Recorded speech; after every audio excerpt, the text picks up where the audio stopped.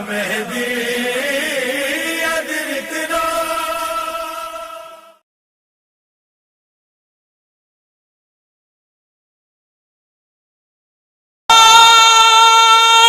بر دشمن مرتضی علی لعنت، بر دشمن صاحب الزمان لعنت. لا حول ولا قوة إلا بالله العلي العظيم. أعوذ بالله من الشيطان الرجيم. بسم الله الرحمن الرحيم. الحمد لله رب العالمين. الصلاة والسلام على محمد وآله الطيبين الطاهرين واللعنة الدائمة على أعدائهم أجمعين. محترم ناظرین کرام، السلام علیکم ورحمۃ اللہ وبرکاتہ. ایک مرتبہ پھر آپ حضرات کی بارگاہ میں امیر المومنین علیہ الصلوۃ والسلام کے کلمات، ان کے اقوال، ان کی احادیث لے کر حاضر ہوئے ہیں، اور یہ سلسلہ ہمارا وصیت امیر المومنین علیہ الصلوۃ والسلام کا آخری اور چوتھا سلسلہ ہے، جو کہ مسلسل ہم اس پر گفتگو کر رہے ہیں. پچھلی 3 قسطوں میں ہم نے امیر المومنین علیہ الصلوۃ والسلام کی وصیت ہی ملاحظہ کی ہے اور اسی کو پڑھنے کی اور سمجھنے کی کوشش کی ہے. آج کا یہ حصہ بھی امیر المومنین علیہ الصلوۃ والسلام کی وصیت کا آخری حصہ ہے اور آخری جملے ہیں کہ جس میں امیر المومنین علیہ الصلوۃ والسلام اپنے بچوں کو مخاطب کر کے اور ان سے کچھ وصیت فرما رہے ہیں، اور وہ بظاہر بچوں سے نہیں ہیں بلکہ ہر اس شخص سے ہے کہ جس شخص تک یہ امام کی وصیت پہنچ جائے، جس شخص تک امام کا یہ کلام پہنچ جائے، ہر اس بندے سے، ہر اس چاہنے والے سے یہ وصیت متعلق ہے، ان کو اس پر عمل کرنا چاہیے. محترم ناظرین کرام، امام امیر المومنین علیہ الصلوۃ والسلام اس وصیت میں ارشاد فرماتے ہیں. آج کا یہ حصہ وصیت کا آخری حصہ، اس میں امام فرماتے ہیں، آخر میں امام فرماتے ہیں: اے میرے بیٹوں یاد رکھو، وعلیکم بالتواصل والتبادل. اے میرے بچوں یاد رکھو، تم کو لازم ہے کہ آپس میں میل جول بنا کے رکھنا اور ایک دوسرے کی مدد کرنا. والتواصل والتبادل. وَإِيَّاكُمْ وَالتَّدَابُرُ وَالتَّقَاطُعُ. اے میرے بچوں، میں تمہیں اللہ سے ڈراتا ہوں، اس بات سے خبردار رہنا کہ ایک دوسرے کی طرف سے پیٹھ پھیر مت لینا، تعلقات قطع مت کر دینا. تعلقات برقرار رکھنے کا میں حکم دیتا ہوں، تعلقات توڑنے کا میں حکم نہیں دیتا. میرے بیٹوں، تم یاد رکھنا کہ کبھی بھی کسی سے تعلقات مت توڑنا. اور امام فرماتے ہیں: لا تترک الامر بالمعروف. اے میرے بچوں، امر بالمعروف کبھی ترک مت کرنا، نیکی کی طرف دعوت دینا کبھی چھوڑنا نہیں. والنہی عن المنکر.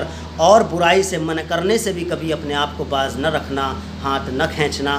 کیوں؟ اس لیے کہ امر بالمعروف کی دعوت دینا اور نہی عن المنکر سے روکنا ایک شریف زادہ شخص کا فرض ہوتا ہے، اور یہ کرنا چاہیے ہر شریف انسان کو. فَيُوَلَّ عَلَيْكُمْ شِرَارُكُمْ ثُمَّ تَدْعُونَ فَلَا يُسْتَجَابُ لَكُمْ. پھر فرماتے ہیں کہ اگر تم نے امر بالمعروف نہیں کیا، نہیں علی المنکر سے نہیں روکا، تو اس کا نتیجہ یہ ہوگا کہ بدکار تم پر مسلط ہو جائیں گے، بدکار شخص مسلط ہو جائیں گے. پھر دعا مانگو گے تو پھر قبول نہ ہوگی، پھر جب تم دعا کرو گے تو دعا قبول نہ ہوگی. یعنی اگر امر بالمعروف سے ہاتھ کھینچ لیا جائے، نہیں عن المنکر نہ کیا جائے، لوگوں کو اچھائی کی دعوت نہ دی جائے، برائی سے نہ روکا جائے، تو پھر اس کا نتیجہ یہ ہوتا ہے کہ ہم پر ایک ایسا شخص مسلط کر دیا جائے گا کہ جسے دین سے کوئی مطلب نہیں ہوگا، جسے شریعت سے کوئی لین دین نہیں ہوگا.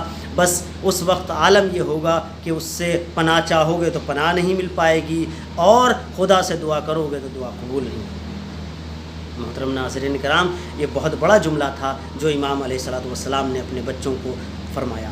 پھر امام فرماتے ہیں: اے میرے بیٹو، اب یہ مسئلہ ہے، اب یہ ماحول ہے کہ جس ماحول میں میں ہوں، مجھے ضرب لگ چکی ہے اور مجھے ابن ملجم نے ضرب لگائی ہے.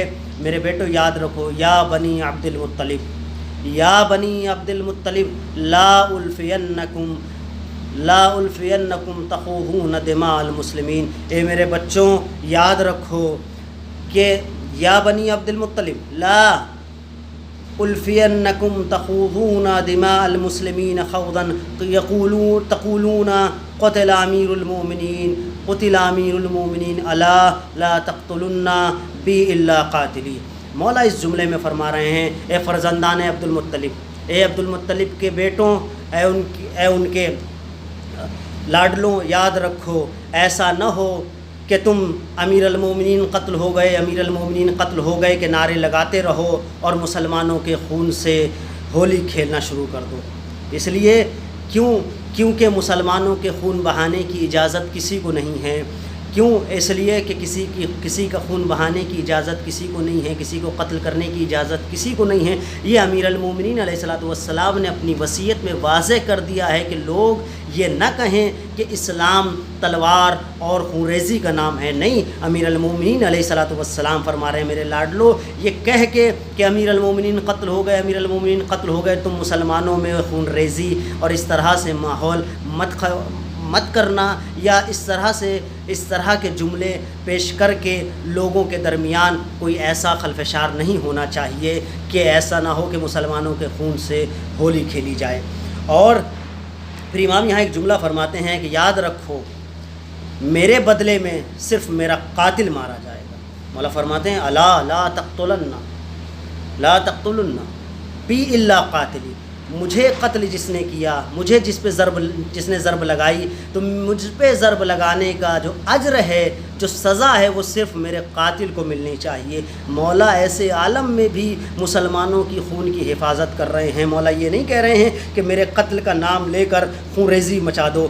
یعنی یہ تعلق جملے کا امام حسن اور امام حسین علیہ السلام سے یہ وصیت کر رہے ہیں، لیکن در حقیقت کائنات کو بتانا چاہ رہے ہیں، یہ دنیا کو بتانا چاہ رہے ہیں کہ اے دنیا والوں، یہ نہ کرنا کہ مسلمانوں کو قتل غارت شروع کر دو صرف یہ کہہ کے کہ امیر المومنین کو قتل کر دیا گیا تو ہم پوری دنیا کو قتل کر دیں گے. بالکل نہیں. کیوں؟ اس لیے مولا کہتے ہیں چونکہ میرے قتل کا جو اجر ہے، جو سزا ہے میرے قتل کی، وہ صرف اور صرف میرے قاتل کو ملنی چاہیے. جس نے مجھے ضرب لگائی ہے صرف اس کو ضرب دینی چاہیے. پھر فرماتے ہیں انظروا اذا انا مت من ضربته هذه فضربوه ضربة بضربة. یاد رکھو میرے لاڈلو، اگر میں اس عبد الرحمن ابن ملجم کی ضرب سے اس دنیا سے گزر جاؤں تو اس ابن ملجم کو صرف اس ایک ضرب کے بدلے میں ایک ضرب لگائی جائے، یعنی ایک حملے کے بدلے میں اس پر ایک بار تلوار چلائی جائے، چونکہ اس نے میرے سر پر ایک مرتبہ تلوار چلائی. اللہ اکبر! اتنا رحیم، اتنا کریم مولا دنیا کہاں سے لائے گی؟ کسی کے پاس اتنا رحیم و کریم مولا نہیں ہے کہ جو سر پہ ضربت لگنے کے بعد بھی یہ کہہ رہے ہیں کہ دیکھو میرے لاڈلو، یہ مجھے جو سر پہ ضرب لگی ہے، یہ جس نے بھی لگائی ہے اس کو پہلی بات صرف اس کو سزا دی جائے گی، اور اس کے ساتھ ساتھ مجھے اس نے ایک ضرب لگائی ہے تو اس کو بھی صرف اور صرف ایک ضرب لگائی جائے گی. اس کے علاوہ اس سے زیادہ کوئی ضرب اس پہ نہیں لگائی جائے گی. پھر مولا فرماتے ہیں ولا یمثلوا بالرجل فإني سمعت رسول اللہ صلی اللہ علیہ وآلہ وسلم یقول ایاکم والمثلۃ ولو بالکلب العقور.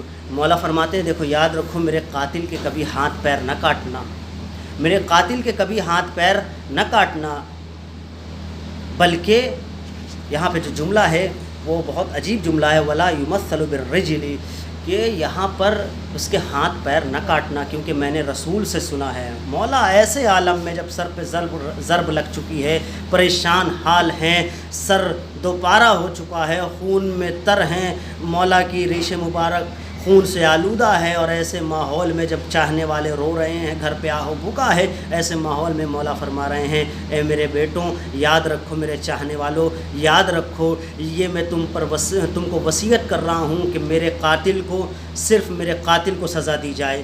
پھر اس کے بعد مولا کر رہے ہیں اسے ایک ضرب لگائی جائے چونکہ اس نے مجھے ایک ضرب لگائی ہے. پھر مولا فرما رہے ہیں دیکھو میرے قاتل کے ہاتھ پیر نہ کاٹنا، کیونکہ میں نے رسول سے سنا ہے کہ تم کسی کے ہاتھ پیر نہ کاٹو، چاہے وہ ایک کتا ہی کیوں نہ ہو. یاد رکھو کیونکہ یہ عالم جہالت میں، یعنی جب اسلام کے آنے سے پہلے جب جہالت کا دور تھا عرب کے درمیان، تب یہ ایک روش رائج تھی کہ جو قاتل ہوتا تھا جب اس کو سزا دی جاتی تھی، جب اس کو مارا جاتا تھا تو اس کو ضرب لگانے کے ساتھ ساتھ اس کے ہاتھ پیر بھی قطع کر دیے جاتے تھے.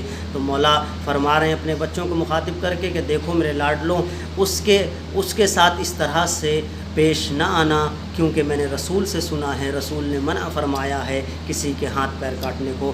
حتیٰ کہ رسول نے فرمایا ہے اگر کوئی جانور ہے، نجس جانور بھی ہے، اس کا بھی ہاتھ پیر نہ کاٹا جائے تو چہ جائے کہ ایک انسان۔ تو مولا کتنا رحیم ہے، کتنے کریم ہیں کہ ایسے عالم میں بھی انسان کی فلاح و بہبودی کے بارے میں سوچ رہے ہیں۔ یہی وجہ ہے کہ امام نے عبد الرحمن ابن ملجم جب امام کے پاس لایا گیا تو امام نے یہی اس سے سوال کیا، کیا میں تیرا برا امام تھا؟